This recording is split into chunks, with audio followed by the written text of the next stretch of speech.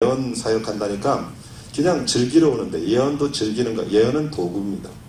하나님 나라의 도구이지 즐기는 것이 아닙니다. 여러분 잊지 마십시오. 신중해야 됩니다. 그래서 제가 예언할 때 웃지 말라고 그런 거예요. 변혜경 전도사님이 예언하면서 가르르 웃더냐고 막 해놓고 형제님 잘 될 거야 막 그래요. 그러면 누가 그 예언 받을까? 하나님의 말씀을, 하나님 말씀이 웃겨요?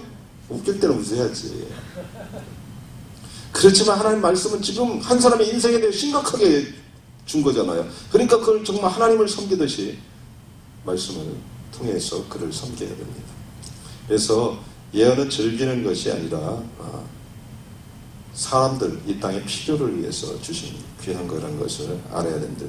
참된 예언과 거짓 예언을 알아내려면 뭐예요? 기준이 뭐예요? 한 사람이 예언을 합니다. 참된 예언과 거짓 예언을 알아. 네? 네, 말씀입니다. 말씀. 말씀에 위배된 예언은 절대 하나님이 하지 않습니다. 제가 청년들에게 자주 얘기하는데요. 기도응답 제일 받기 쉬운 게 뭔지 아세요? 넌 크리스찬과 사귈 때입니다. 예쁜 여자. 넌 크리스찬과 사귀면요 찾아와요. 그리고 목사님, 저 자매하고 제가 결혼을 좀 그래서 아니 믿지 않잖아.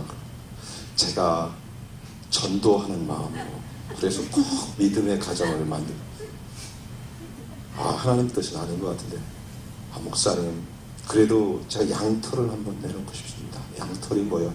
기도원, 기도죠. 금식 3일 들어가요. 그러고 와요. 응답 받았어요. 뭐 100%입니다. 결혼하라는데 100% 응답이에요. 그거는 보면 하나님이 말씀을 바꾸는 분이에요. 이미 그 사람은 사단의 음성을 들을 준비를 하고 기도하는 사람입니다. 하나님은 말씀을 안 바꿔요. 그 100% 응답이에요. 이건 기도할 필요도 없는 거잖아요. 그래서 결혼하고선 그는 영적 전쟁이 시작이 됩니다. 그리고 힘들게 평생 한 아내를 구원하고 장렬하게 전사합니다.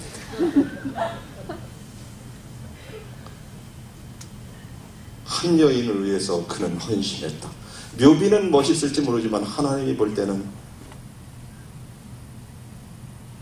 그에게는 비전이 있어요. 하나님이 한 사람을 보낼 때는 하나님의 계획이 있어요. 하나님이 한 가정을 통해서 하시고자 하는 일은 우리보다 훨씬 큽니다. 그 비전을 누가 못 잡게 하는 줄 아세요? 발목 잡는 게 믿지 않는 사람이에요. 처음에는 교회 다니는 것 같아요. 멤버들하고도 결혼하지 말라고 그러는 거예요. 실제 구원받은 사람을 결혼해야 돼요. 이것이 얼마나 중요한지 몰라요. 여러분, 믿지 않는 사람이나 잘못 믿는 사람들은요, 믿는 사람의 발목을 잡습니다. 비전을 절대 이룰 수 없습니다. 그 싸움 평생 해야 합니다. 제가 청년들한테 자주 얘기해요. 근데 들을 게 있는 자는 들을지어다. 안 들어. 그러고 꼭 금식하고 응답받고 와. 문제죠. 사랑하는 여러분, 한 사람을 향한 하나님의 계획은 한 도시보다 클 수 있어요. 근데 그 계획대로 쓰임받는 사람이 소수라는 게 하나님은 안타까울 뿐입니다. 그래서 마지막 때는 그런 사람들을 수없이 일으키고 싶은 거예요. 그래서 온 땅을 빨리 회복하고 싶은 거예요. 하나님이 영광을 받으시는 거죠. 여러분 잊지 마십시오. 그것을 위해서 여러분들이 이 땅에 보내졌습니다. 태어났습니다. 그 삶을 살 때 정말 영광스러운 거예요. 제가 오늘 새벽에도 그랬잖아요. 가장 영광스러운 삶은 하나님께 순종하는 거예요. 그러면 성자의 삶의 열매를 살 수 있어요. 그죠? 예수님이 그랬어요. 친히 나무에 돌려 십자가에 죽으셨어요. 세상에서 그때 볼 때는 실패했지만 그분은 뭐예요? 그것을 통해서 세상의 죄를 해결해 주셨어요. 모든 병을 치료해 주셨어요. 그게 성자의 삶 아닙니까? 남을 위해서 죽는 것. 근데 남을 위해서 죽는 사람도 죽지만 하나님을 위해서 죽는 사람이 없다는 거예요. 하나님을 위해서 죽으면 뭐예요? 모든 것을 만족시켜요. 이게 가장 위대한 삶입니다. 그래서 예수님은 죽을 때 그랬어요. 다 이루었다. 아직 껄쩍지근하다. 두고 보자.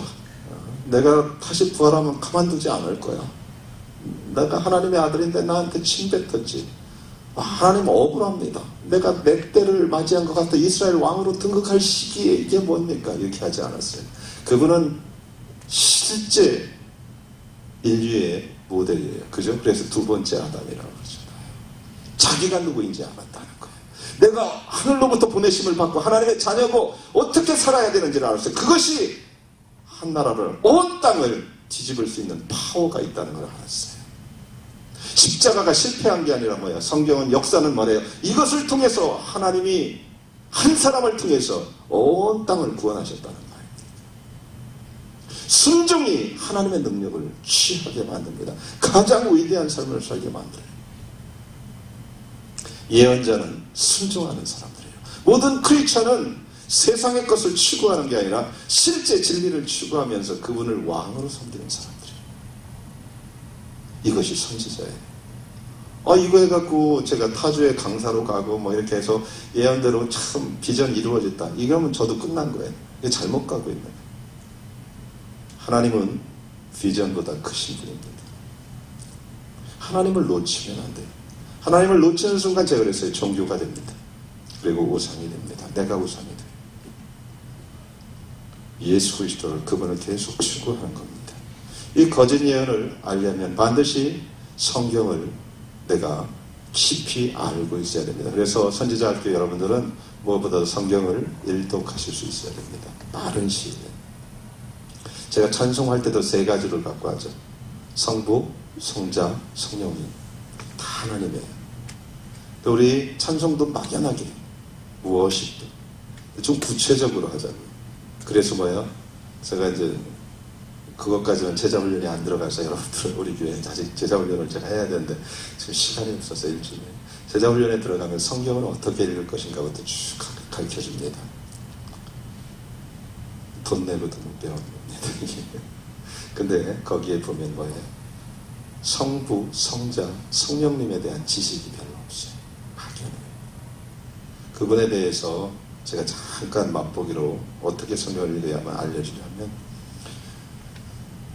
창세기를 읽으시면 성부 하나님이 어떤 분이신가를 조금 알 수 있습니다. 지금 성경 전체를 읽어야 되는데 지금 바쁘니까 사복음서를 꼭 읽으시기 바랍니다. 그것은 하나님에 대한 증명사진입니다.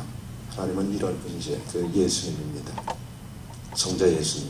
그래서 사복음서를 읽으면서 우리는 하나님을 실제적으로 자세하게 볼 수 있습니다. 그리고 성령 하나님은 사도행전을 좀 보십시오. 사도행전을 보면 뭐예요? 하나님의 영, 성령 하나님의 실제적인 교회를 이끄는 역사를 보게 됩니다. 적어도 바쁘신 분은 이 세 가지를 빨리 읽으시고, 구체적으로 읽을 때는 뭐라 하고 했어요? 사도행전을 읽을 때는 성령만 나온 빨간 줄로 칠하고 있죠. 대부분 우리는 읽는 것을 인물 중심으로 성경을 읽는 것에 너무 익숙해 있어요. 그래서 뭐예요? 성경을 50%도 제대로 못 읽습니다. 아브라함도 그랬다더라. 뭐예요? 아브라함은 배우일 뿐이에요. 연출자가 있다는 말이에요. 연출자의 의도를 알을 때 메시지가 들어요.